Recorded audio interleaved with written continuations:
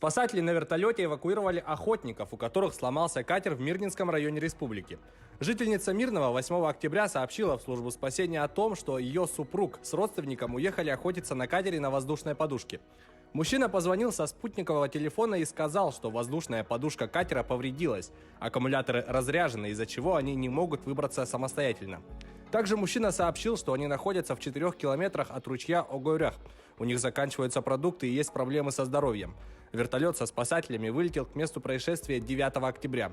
Мужчин обнаружили в 4:16 вечера по местному времени и эвакуировали. Сообщается, что жалоб на здоровье не поступало. Состояние охотников было удовлетворительным. В Мирном возбудили уголовное дело в отношении несовершеннолетнего за умышленное повреждение автомобилей. Дело возбуждено по статье «Умышленное уничтожение или повреждение имущества». 17-летний подросток пробежался по капотам припаркованных машин. Установлено, что в августе текущего года молодой человек из хулиганских побуждений пробежался по 11 автомобилям, припаркованным возле многоквартирного дома, в результате чего 5 машин получили повреждения в виде вмятин и царапин. Все это попало на камеры видеонаблюдения. На них видно, как 3 молодых людей стоят на парковке жилого дома. Один из них запрыгивает на капот ближайшей машины, а затем пробегает по всему ряду припаркованных автомобилей. Водитель УАЗ пострадал при опрокидывании транспорта и покинул место ДТП в Мирнинском районе. 54-летний мужчина за рулем УАЗ двигался по автодороге Анабар со стороны Мирного в направлении поселка Арылах, не справился с управлением и съехал с дороги. После опрокидывания машины водитель покинул место ДТП на попутке.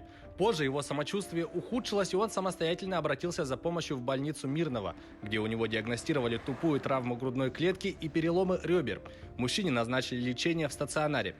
Сообщается, что медосвидетельствование на состояние алкогольного опьянения показало наличие 0,51 мг на литр алкоголя в крови.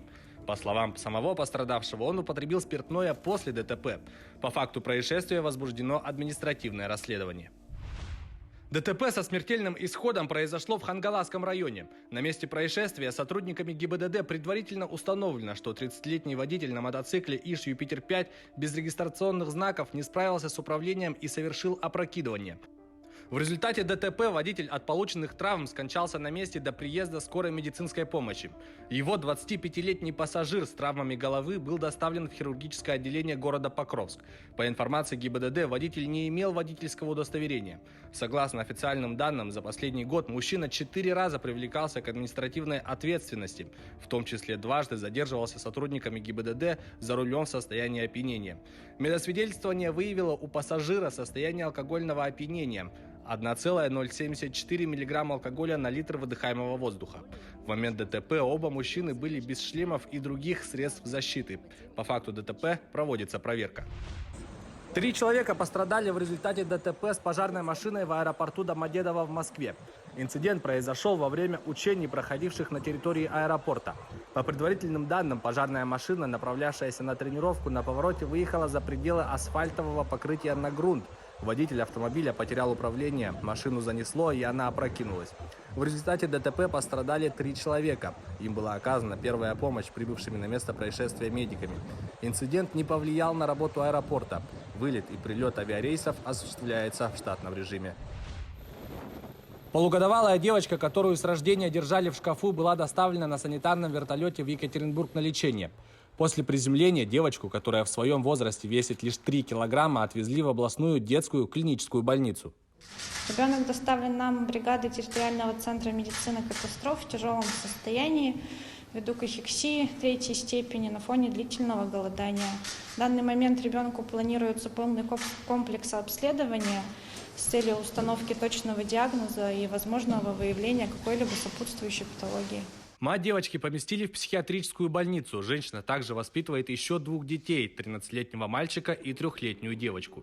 И маленький ребенок 3-летний, и мальчик 13-летний находятся в безопасности, но я думаю, не открою секрет, если скажу, что все-таки помощь специалистов-психологов-то, наверное, будет нужна. По факту произошедшего полиция возбудила уголовное дело. Сообщается, что семья не стояла на учете в подразделении по делам несовершеннолетних. Никаких жалоб в ее отношении не поступало. Соседи женщины рассказали, что не подозревали о существовании ребенка. Да вы что, нет, они же переехали, это новенькие, я не знала ее. Я знала, что ребенок вот маленький, тут девочка, заходили, ну, не знаю, бабушка ее заводила или... Ну и мальчика большого видела, спускался.